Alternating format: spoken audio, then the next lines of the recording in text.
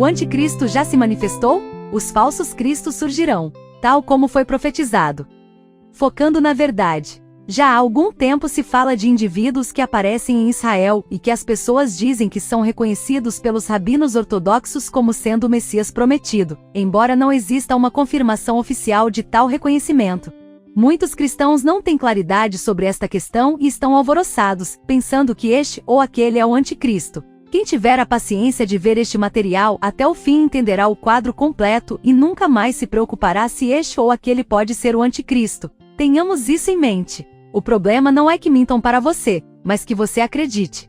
Tempos perigosos. O apóstolo João já dizia há 2000 anos que o mundo estava sob o maligno. À medida que o fim se aproxima, o mal e a escuridão aumentam, aumentando também com isso a influência do maligno sobre a humanidade e a confusão na sociedade. Já expliquei em diferentes vídeos como a bruxaria e a mentira funcionam, as quais são gêmeas siamesas. Mentira é o exercício da feitiçaria. Hoje, mais do que nunca, o mundo está sob um terrível feitiço. Vivemos em tempos espiritualmente muito perigosos. Mesmo entre aqueles que se dizem filhos de Deus, há uma grande ignorância da palavra e ausência da orientação do Espírito Santo. Portanto, em vez de analisarmos até o último detalhe do que é dito sobre esses chamados Messias judeus, e eu enfatizo judeus, vejamos o que a Bíblia diz sobre o assunto.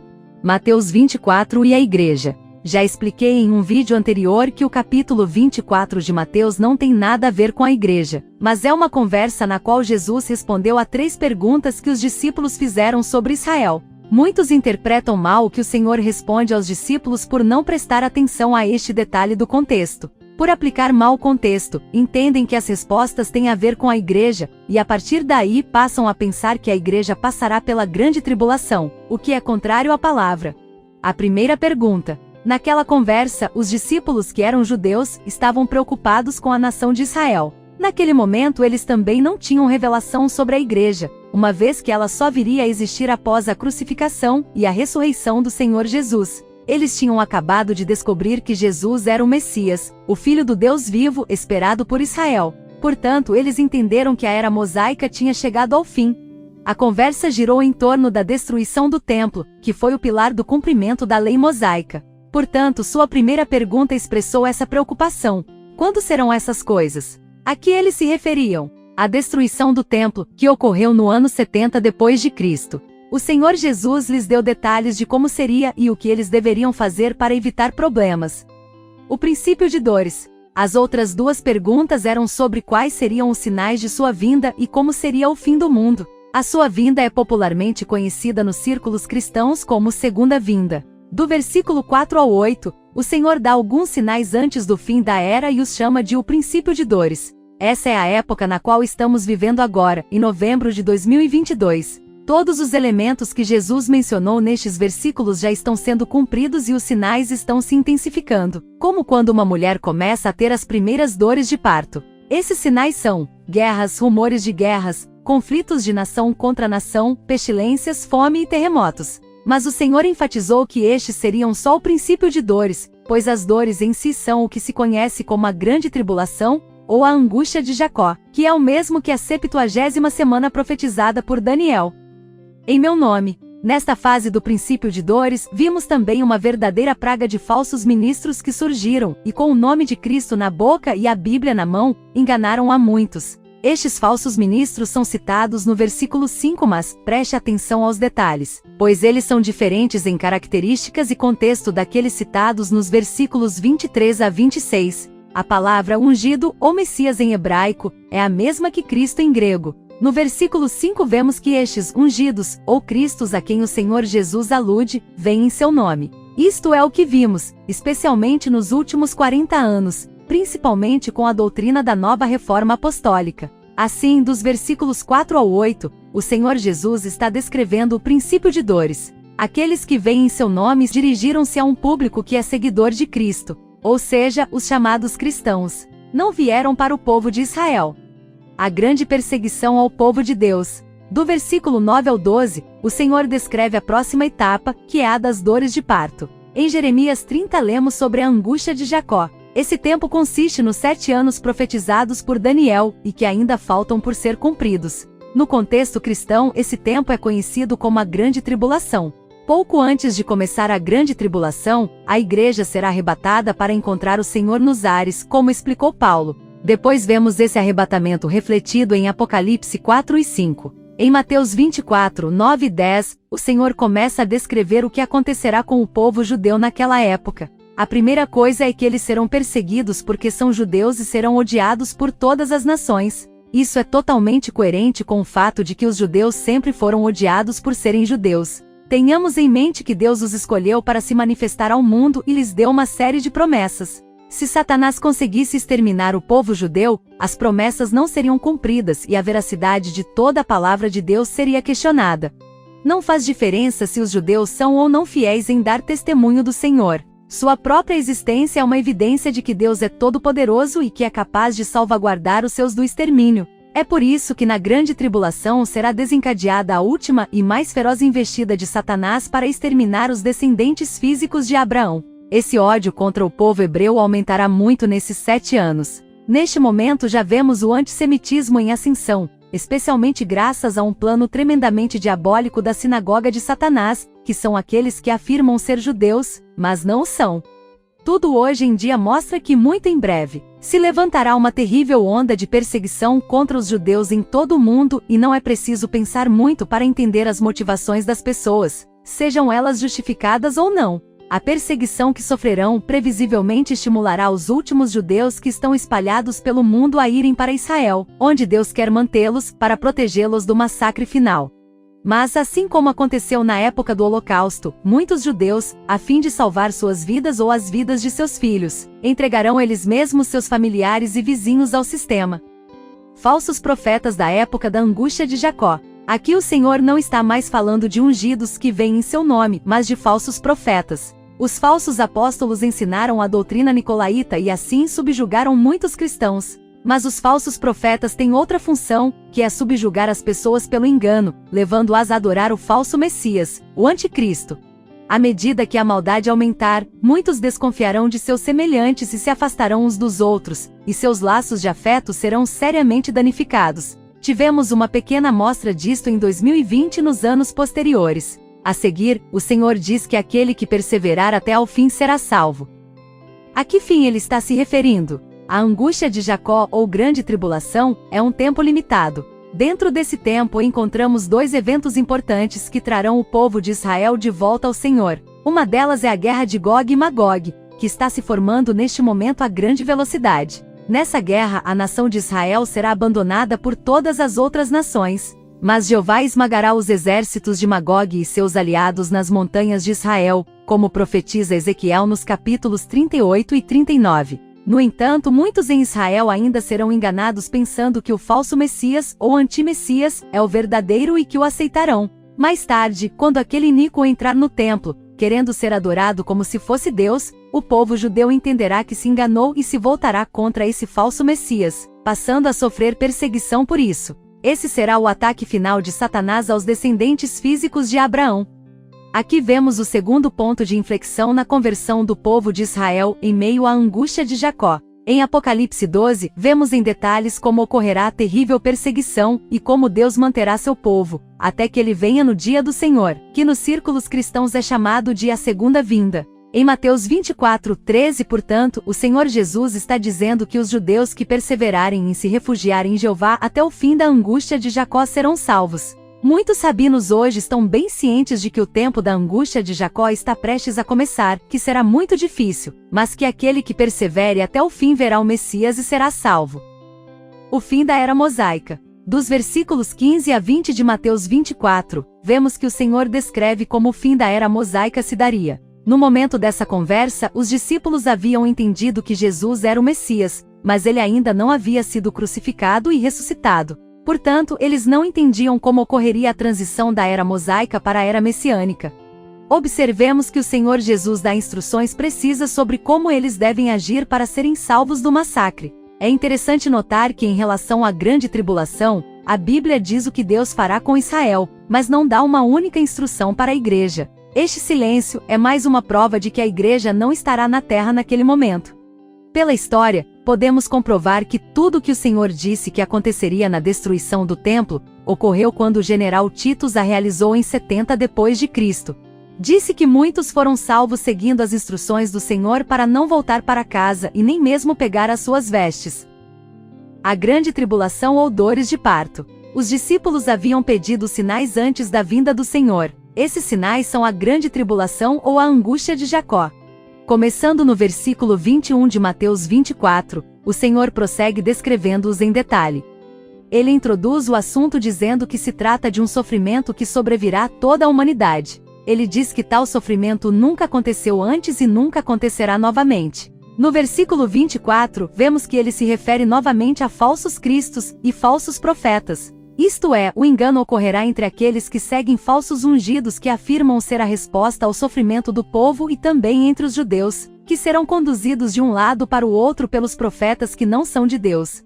Note que no versículo 26 o Senhor diz: portanto, se vos disserem, eis que ele está no deserto, não saiais. Eis que ele está no interior da casa, não acrediteis. Por que ele menciona o deserto? Porque em Apocalipse 12 diz que Deus protegerá o povo judeu no deserto.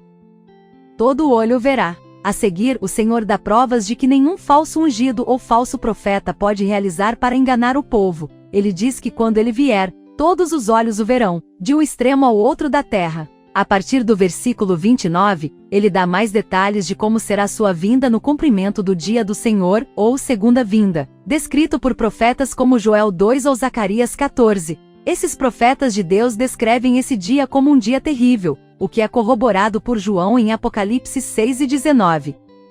O verdadeiro Messias. A Bíblia diz que o verdadeiro Messias, Jesus de Nazaré, veio aos seus, mas os seus não o receberam. Também dizia que ele veio em nome do Pai e eles não o receberam, mas que os falsos viriam em seu próprio nome e seriam recebidos. É o que está acontecendo com esses chamados Messias que estão aparecendo em Israel.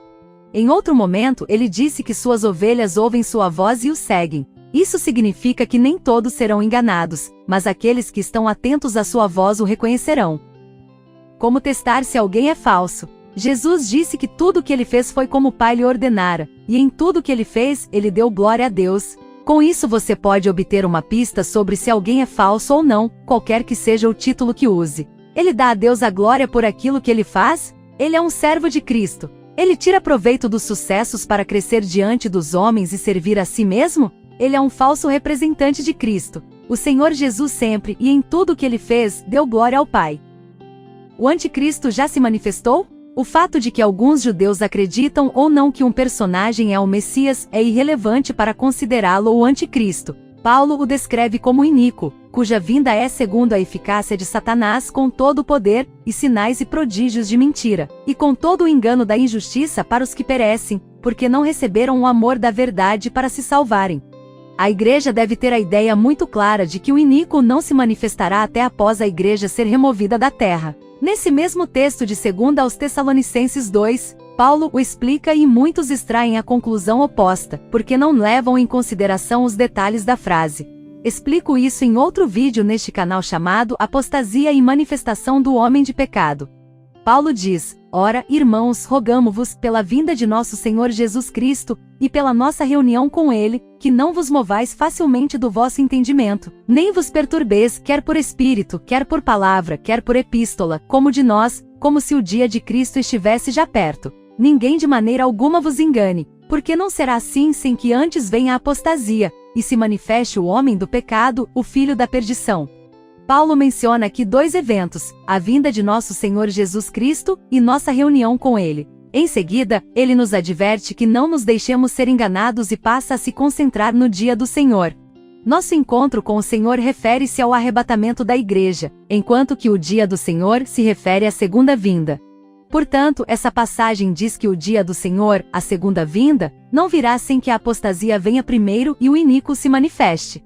A apostasia. Como vimos em Mateus 24, 9 e 10, quando a angústia de Jacó começar, haverá muita perseguição contra o povo de Israel. Naquela época, o que também foi visto na Inquisição do catolicismo contra eles e no Holocausto acontecerá. Muitos abandonarão a fé judaica a fim de salvar suas vidas. Naquele tempo, muitos negarão a fé de Abraão para salvar-se da morte física. Essa será a grande apostasia predita por Paulo. Essa apostasia e a manifestação do iníquo ocorrerão antes do dia do Senhor chegar, mas não antes do arrebatamento da igreja. O arrebatamento, ou nosso reencontro com o Senhor, vem antes da grande apostasia.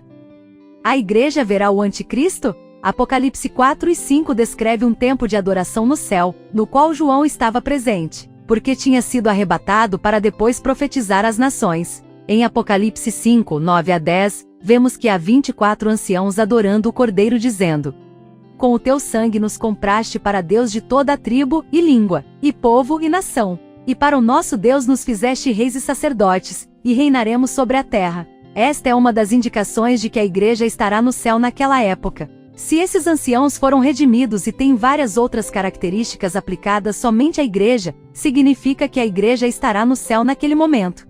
Em Apocalipse 5, 1 a 5, vê-se que apenas o Cordeiro é digno de abrir os selos do livro, e que os anciãos estão envolvidos em uma conversa sobre isso. No versículo 1 do capítulo 6 do Apocalipse, é-nos dito como o Cordeiro começa a abrir os selos. Esses selos liberam os 21 juízos que Deus determinou sobre os incrédulos, e por outro lado como ele lida com Israel na 70ª semana profetizada por Daniel, conhecida como a angústia de Jacó. O problema na grande tribulação não será o anticristo, o maior problema será a ira de Deus. Todos parecem esquecer o que o autor de Hebreus diz: horrenda coisa é cair nas mãos do Deus vivo. Pessoalmente, acho que será muito mais aterrador enfrentar a ira de Deus do que a crueldade do anticristo. Da sequência de eventos relatados, portanto, podemos saber que a igreja não verá a manifestação do anticristo até que ela retorne com Cristo na segunda vinda e presencie o Senhor enviando o anticristo e o falso profeta, vivos para o lago de fogo. Esta é a ordem apresentada na Bíblia. 1. O arrebatamento da igreja. 2. A abertura do primeiro selo, liberando o anticristo e outros juízos. 3. A segunda vinda de Cristo com a igreja e o envio do anticristo para o lago de fogo. Portanto, a igreja não verá o anticristo antes que ela seja arrebatada. Para a igreja é importante saber quem é o anticristo. A igreja é formada por pessoas que creram que Jesus Cristo é o Messias, o Filho do Deus vivo. Esse é o único requisito para ser parte da igreja. O Senhor Jesus prometeu à igreja levá-la para morar com ele no céu, a morada do Pai, e isso está para acontecer, pois pelos sinais, vemos que o início das dores está bem avançado e dará lugar às dores, que são a grande tribulação. Portanto, a igreja está esperando por Cristo e não tem nada a ver com o anticristo. Embora o espírito do anticristo tenha operado no mundo desde o começo, seu poder não prevaleceu sobre a igreja, como Jesus Cristo prometeu. Portanto, não devemos perder nosso tempo estudando e analisando cada falso Messias que surge e surgirá em Israel ou em qualquer lugar nestes tempos. Todos aqueles que aparecem nesta época do início de dores, antes do arrebatamento, são apenas falsos profetas, mas isso não significa que eles sejam o anticristo. O aparecimento e a agitação destes falsos messias em Israel são apenas um prelúdio do que acontecerá durante a angústia de Jacó, quando muitos afirmarão que ele está no deserto ou na cidade e enganarão a muitos judeus. Estas aparições são apenas o início das dores, como todos os outros sinais que estão ocorrendo à medida que se prepara o cenário para o aparecimento dos 4 cavaleiros descritos em Apocalipse 6. Conclusão. Vivemos em tempos muito perigosos e, portanto, mais do que nunca, devemos estar atentos à palavra de Deus, que é a verdade. Aqueles de nós que são discípulos de Cristo devem se apegar a ela, sem ser impressionados pelo que o inimigo está fazendo. O que vemos acontecendo ao nosso redor deve servir apenas para discernir em que estágio da profecia bíblica estamos, mas não devemos nos alterar com o que está acontecendo. Mateus 24 é uma profecia para o povo de Israel e deve ser estudada nesse contexto. A perseguição ao povo de Deus ali profetizada, bem como a apostasia, são relativas à fé dos judeus que são biologicamente descendentes de Abraão. Os falsos ungidos antes da grande tribulação são uma coisa, e os falsos profetas da época da angústia de Jacó são outra. Todo falso ministro vem em seu próprio nome e busca glória para si mesmo, enquanto aquele que verdadeiramente serve a Cristo dá glória a Deus. O anticristo não pode se manifestar antes que a igreja seja arrebatada, pois o Cordeiro é o único que abre os selos e ele abrirá o primeiro selo, que libera a manifestação do anticristo quando a igreja estiver no céu. A igreja não deveria se preocupar com quem é o anticristo porque a igreja espera por Cristo. Qual é a abordagem correta? O autor de Hebreus nos diz para colocarmos nossos olhos em Cristo, que é o autor e consumador de nossa fé. Fixemos nosso foco na palavra, que é uma lâmpada para nossos pés e uma luz para nosso caminho, e com a ajuda do Espírito Santo, o Espírito que nos guia a toda a verdade, mantenhamos nossos pés na rocha eterna, que é o Senhor Jesus Cristo, evitando assim as armadilhas de Satanás. O próprio Jesus nos ensinou a afirmar nossos pés sobre a rocha para que, quando a tempestade se levantar, não sejamos derrubados. Pedro e Paulo, entre outros, ensinam que a rocha é Cristo. Portanto, cuidemos de nossa saúde espiritual, mantendo nossos olhos em Cristo e não nos deixemos impressionar pelo princípio de dores. Recordemos que Jesus disse sobre este tempo do início das dores: olhai, não vos assusteis, porque é mister que isso tudo aconteça, mas ainda não é o fim.